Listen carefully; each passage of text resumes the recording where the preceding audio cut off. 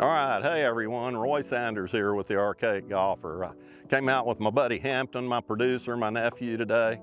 I've been working on my golf swing and I've changed it up a little bit, so it's a beautiful Sunday afternoon and a little bit windy, but a beautiful day. And I came out to the short course here at Jimmy Clay. I'm gonna practice hitting a few shots with my new swing, basically.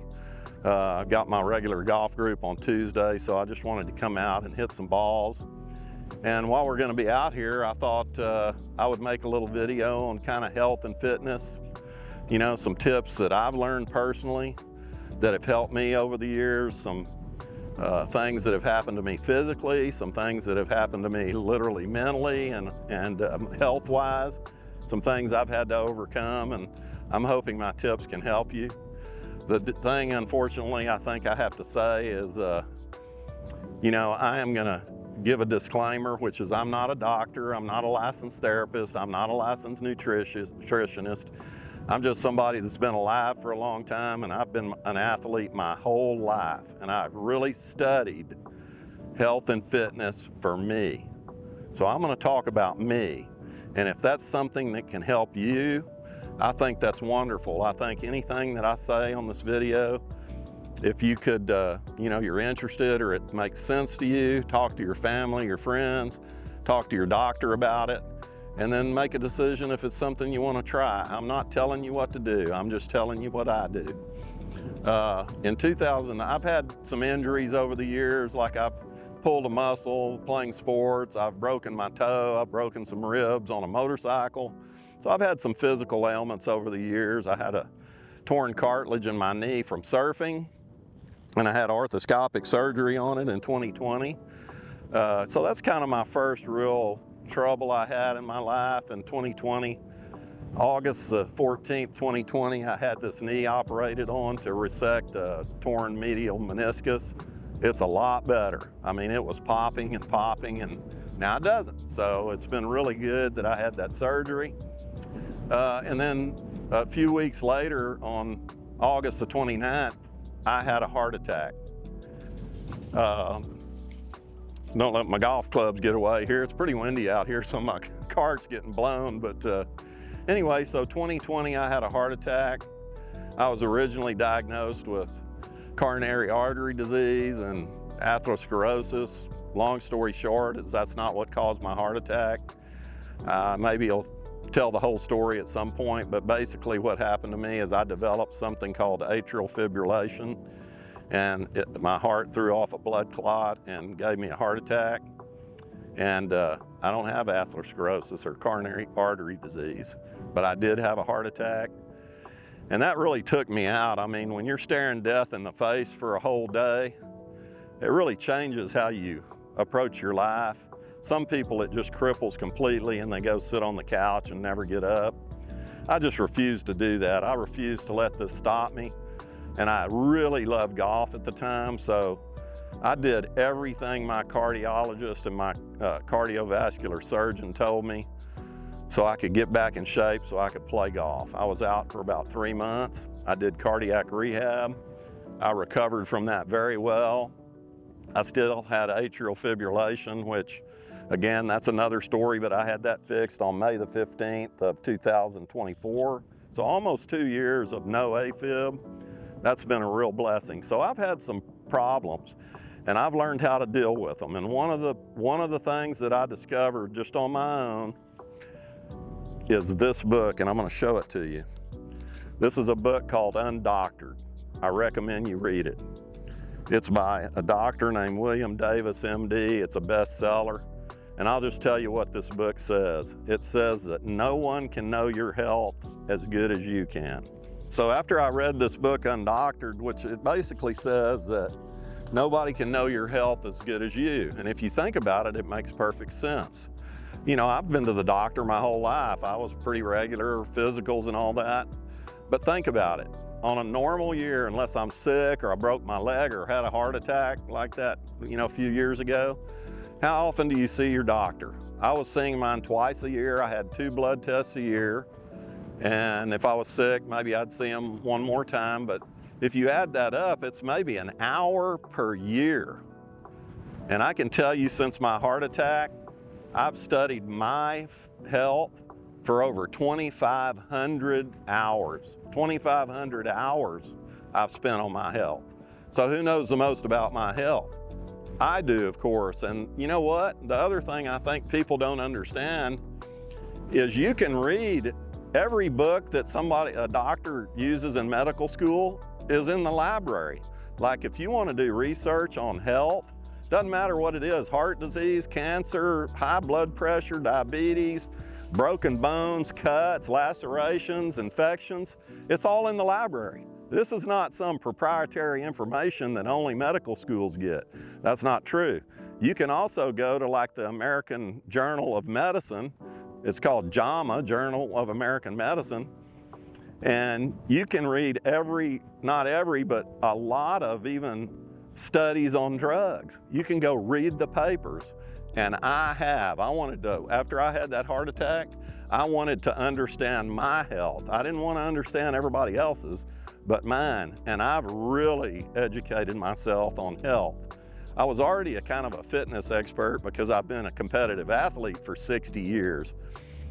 And I knew a lot about diet because over the 60 years I've tried every kind of diet known to man.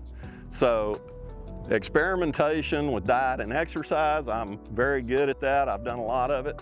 And then now I'm very educated, at least on my health and the issues I have, because I study it. It's important to me, and I have the time. I go and I get the information so that when I go to the doctor and the doctor says something to me, I can understand what he's talking about, and I can make my decision based on the knowledge I have, plus a discussion with him that's a highly intelligent discussion. These doctors love it when you're actually educated.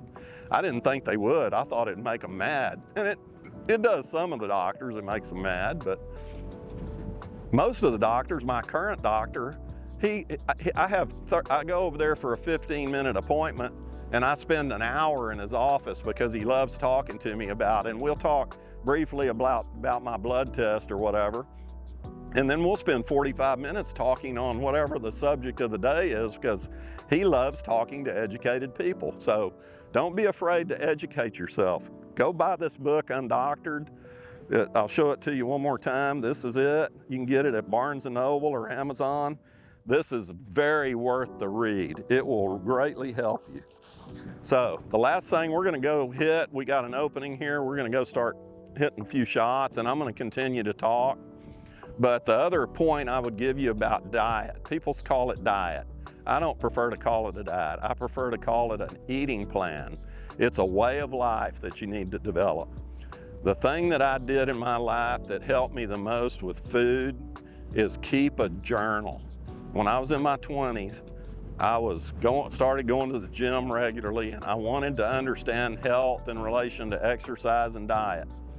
And what I did in my journal is every single thing I put in my mouth, I wrote down in the journal what it was I ate, how much of it I ate, the nutrient content, protein, fats, carbohydrates, sugar, whatever it was.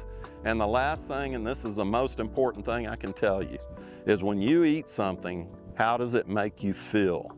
Like I can tell you for a fact, if I go eat a huge baked Idaho potato, my stomach swells up like a beach ball and I feel miserable. Well, guess what? That's my body telling me, don't eat a huge Idaho potato. All right, let's go hit some balls. We got a little opening here. I'm gonna try my new swing. It's not really a new swing because I've done this swing before. You know, when I was a kid, I just swung as hard as I could. And I played okay golf, you know, shot 85 to 95 or something like that.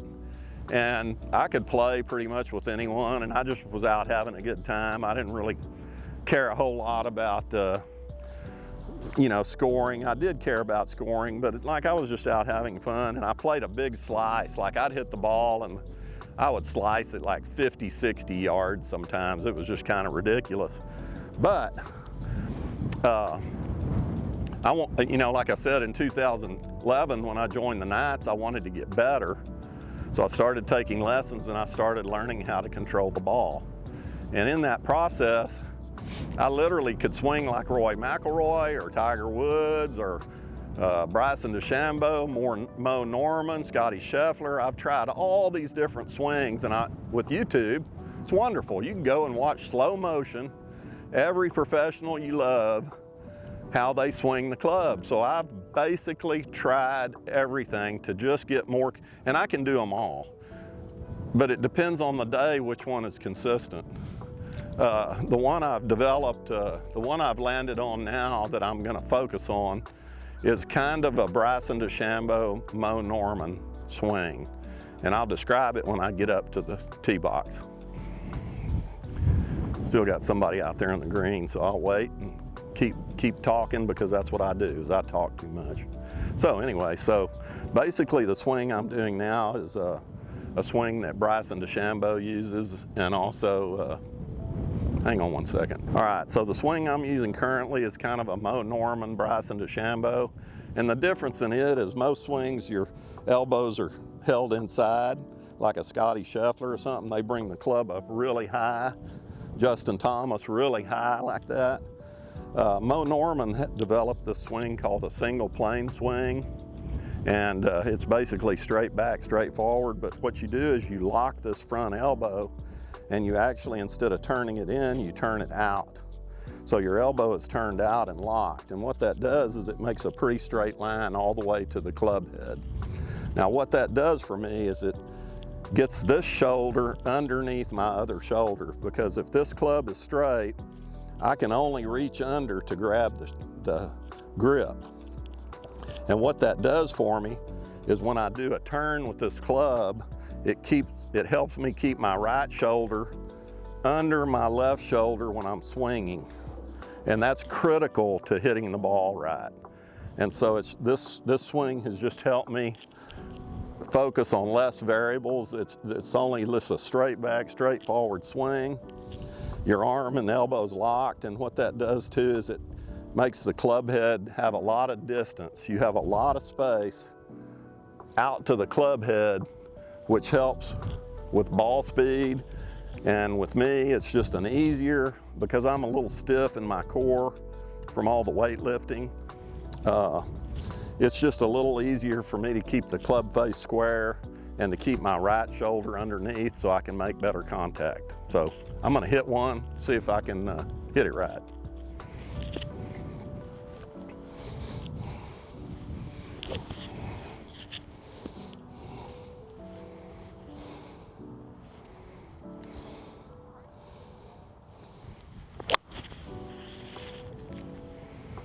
All right, not too bad, a little short.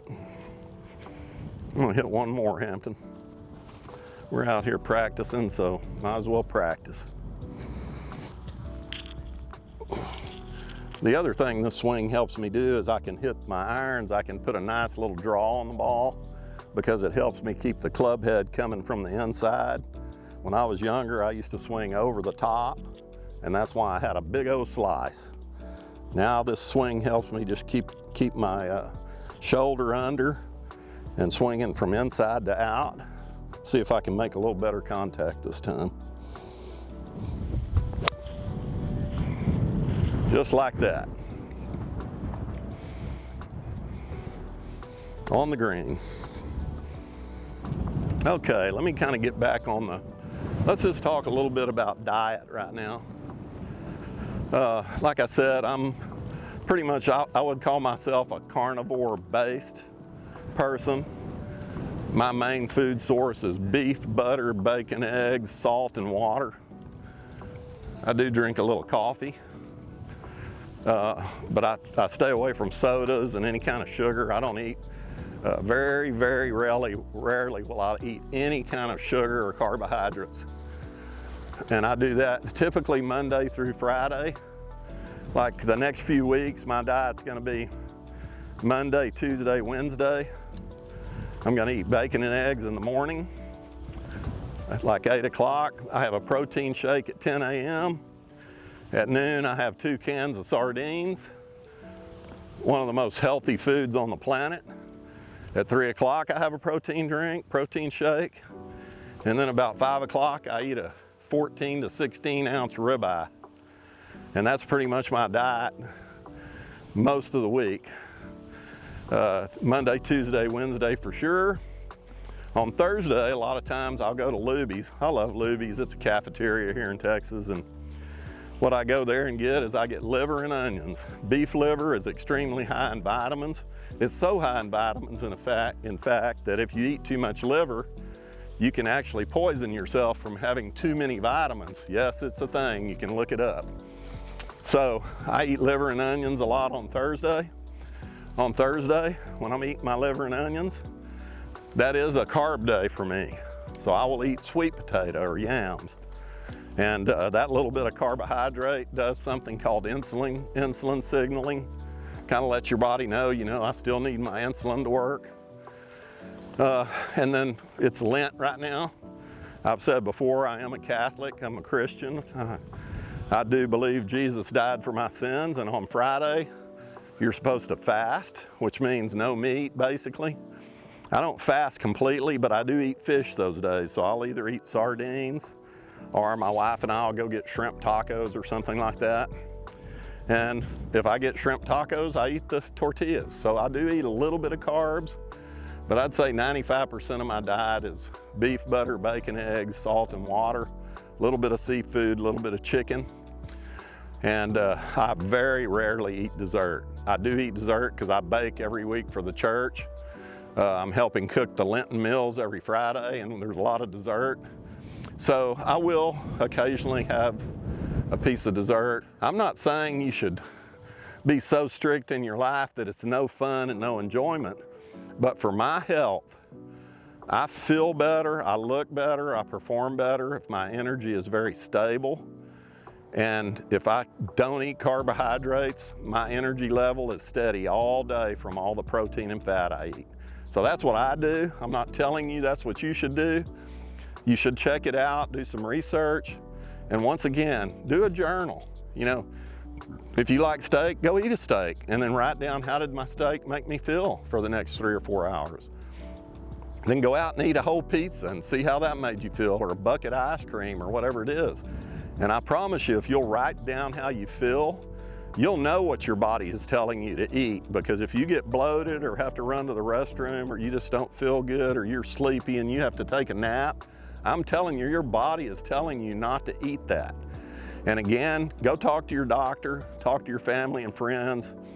Don't do anything crazy, especially if you're on medication. But these are the things I do for myself, and they might help you. That's all I'm saying is maybe think about it or try it. Okay, I'm gonna go hit a putt. All right, it's not my normal ball. This is a Max Fly I found on the course, but I heard these new Max Fly are actually pretty good balls. I'm gonna see how it feels off this putter.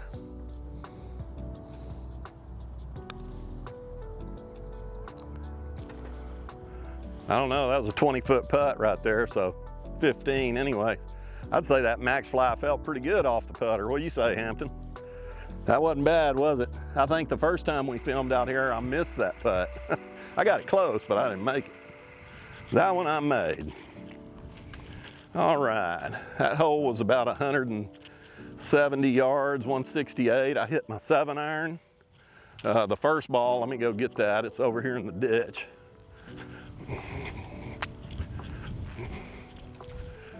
There it is.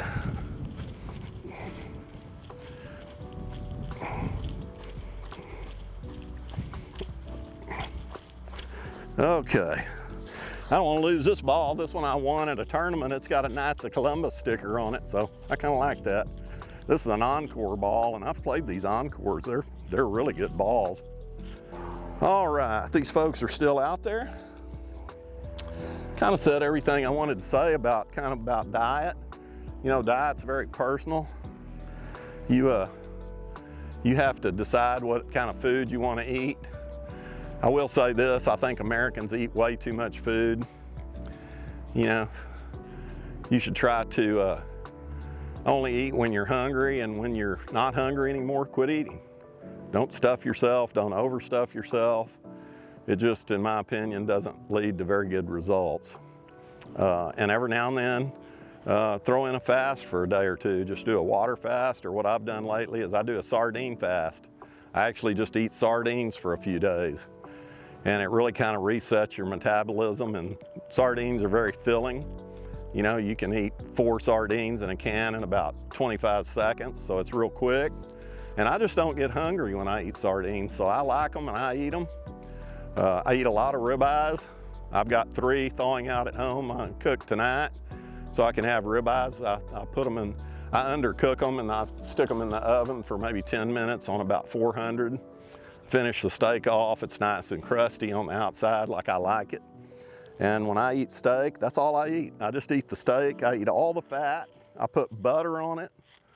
And, you know, and in the morning when I drink coffee, I put butter in my coffee. I put MCT oil in my coffee. I put creatine in my coffee. And I put heavy cream in my coffee. And if I'm gonna put any sweetener at all, I use raw sugar. That's the only thing I put in there, and just a little bit. And that's my coffee. So I eat a lot of fat, a lot of protein. I do eat a little carbs, but not very often. All right, let's hit a shot.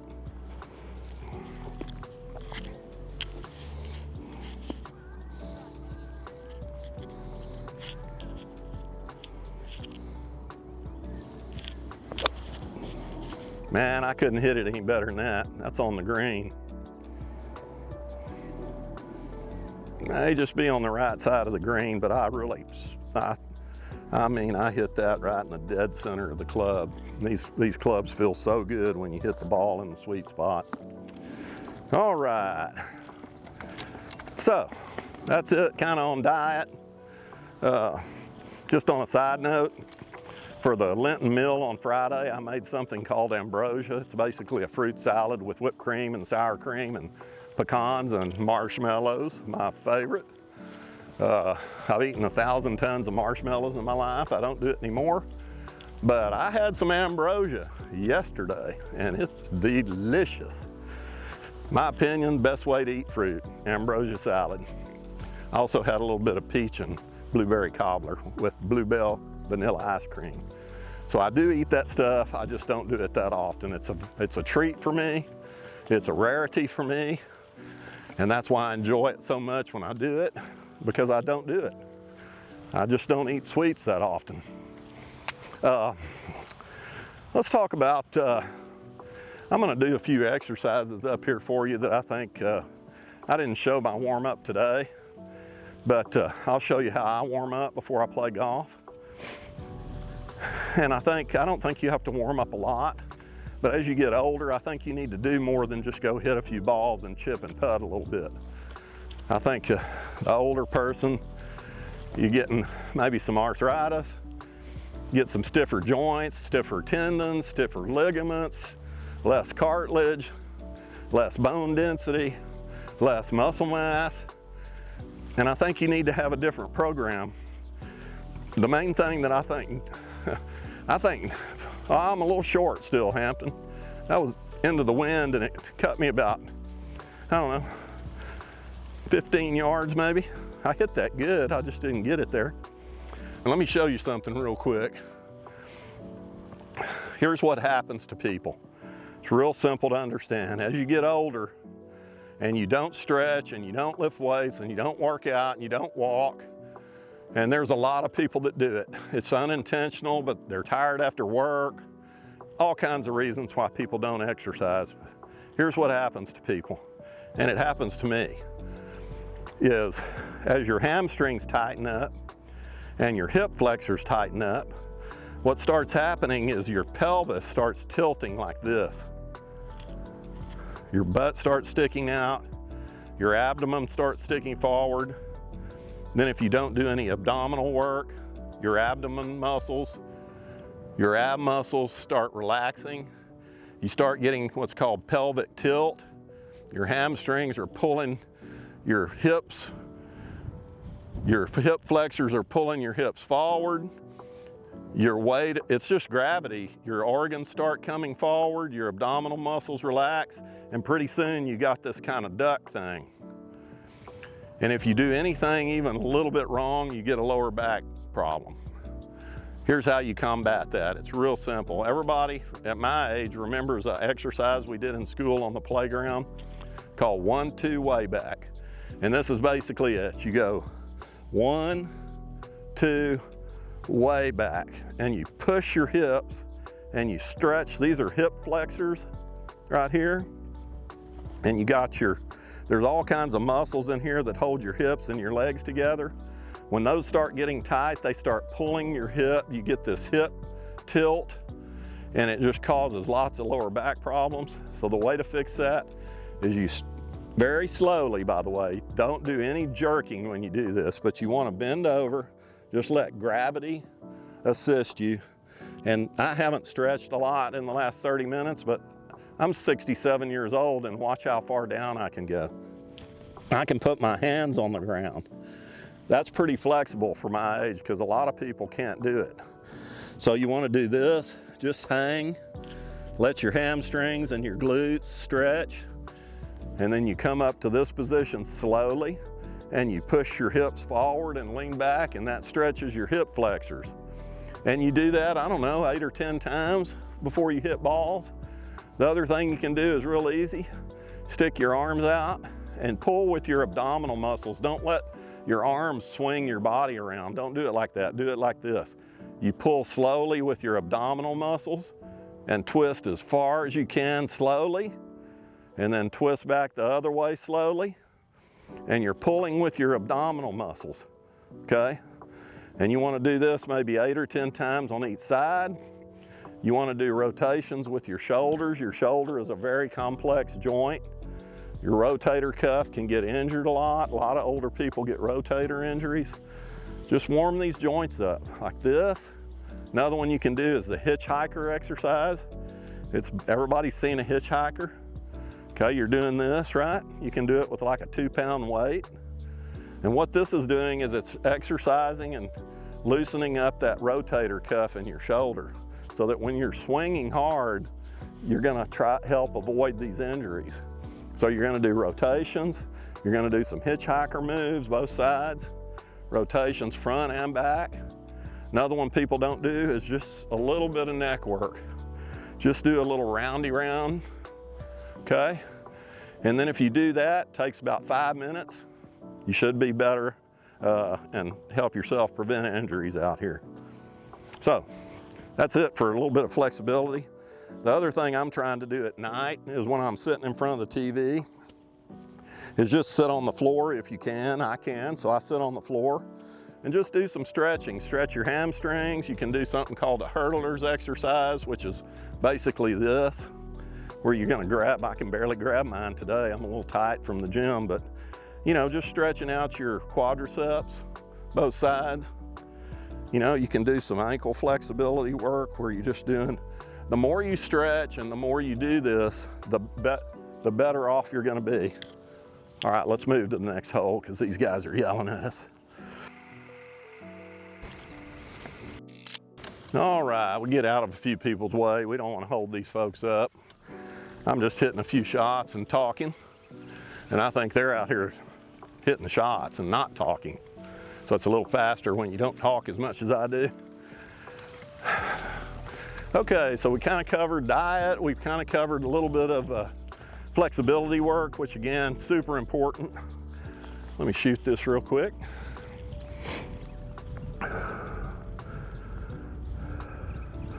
"70 yards. I think what I'm gonna do today is, I'm gonna hit my lob wedge. 70 yards kind of into the wind. That ought to be the perfect club today. And I think I'll hit it off the ground today too. That hitting it off the ground lets you compress the ball a little bit better. You can hit it farther off the tee, but it doesn't have as much spin. So I want this to spin because that pin's real close to the edge. Okay, so let's talk a little bit about the gym. I've been going to gyms since I lifted weights in junior high and high school, so it's just something I've always done. I have never not had a gym membership or a gym in my garage, which I've had many times. You don't have to trust me. You can talk to any doctor, any therapist, even psychotherapist when you have depression or anxiety. Working out, going and sweating, pushing yourself in the gym, there's nothing that it's not good for. It's good for your physical health, it's good for your mental health, it's good for your cardiovascular health. So just do it. Even if it's 1 or 2 days a week, and you don't have to lift heavy weights. What I do is I go in the gym. I have a few routines, but right now what I'm doing is I break it up into chest and back, shoulders and arms, and sometimes I'll do legs with both of those, or I'll do legs as a separate day. But a typical workout for me would be, I'm gonna do chest and back today. I do 3 sets of lightweight, slow repetitions, but lightweight, easy for me to do 20 to 30 repetitions. I do 3 sets. So I'm really good and warmed up at that point. Then I put a weight on there that I can maybe lift 8 or 10 times, heavy, pretty heavy, but I only lift it 5 times. I don't push it on a heavy weight anymore. I used to when I was younger, but I've got a shoulder injury, I've got a knee problem, I've had some things go wrong and I'm getting older, so I don't want to hurt my tendons or any of that. But a little bit of somewhat heavy resistance training, I think pretty much everyone says is good for you. The more lean muscle mass you can keep through your life, the better your bones, joints, ligaments, tendons are going to be protected, because those muscles keep everything tight. So don't be afraid to get in the gym. I do light weights a lot, where just some weeks I'll just go 4 sets of 40 reps on some bench machine, a chest machine. And then on legs, I do the same thing. I do a lot of reps for 3 or 4 sets, and then I'll put a weight on there and I'm really strong. I have a silver medal from a world powerlifting championship. I've squatted well over 600 pounds, but I don't do that anymore. I put about 225 pounds at my heaviest. So I'll do 4 or 5 sets of 20, 30, 40 reps with like 135 pounds on a leg press. Lost the word on a leg press. And then I'll put about 225 pounds on there, and I'll do 5 or 6 reps. And what that does is it tells your muscles, hey, I still need you. Stay with me, please. And then the other thing I do is I don't do long-term cardio. At our age, once you're older, if you do a lot of long-term cardio that's hard on your joints, doesn't really help you that much. It's better to do something called HIIT training. I typically will do 8 minutes on a bike. I have an assault bike, which moves your arms and your legs. I'll pedal at a slow speed for a minute, and then for 30 seconds, I go as hard as I can go for 30 seconds. Then I'll slow down, do a minute slow, 30 seconds fast. You do that for 8 minutes. That's all you need, 8 minutes. And your metabolism will keep firing for hours after that. Your heart rate will stay up. And what happens is your heart rate's going up, and then it goes down and calms down. Then it goes up and it goes down. And it's, I've read a lot of science on this. You don't have to trust me. Like I said, talk to your doctor, talk to your family. I'm not telling you what to do. I'm just telling you this is what I do. Works extremely well, and maybe you should try it. But again, talk to everybody first. Don't just do it because I said so. I'm just telling you what I do. All right, let's hit a shot.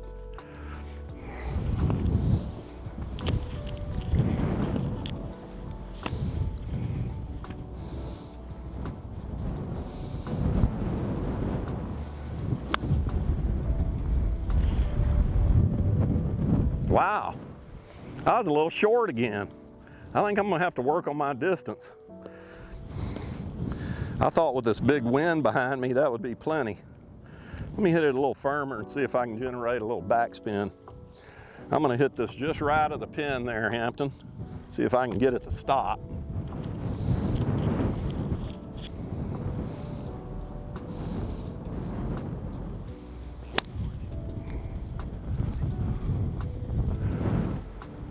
Short again, one more.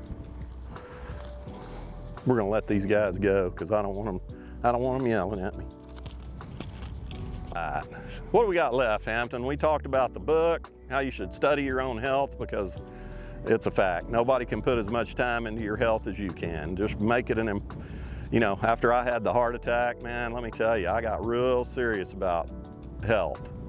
So I was fortunate enough to read that book, started doing all kinds of research on everything I could find related to heart disease or atrial fibrillation. I've had a little bit of diverticulitis that I inherited from my grandmother, thank you very much.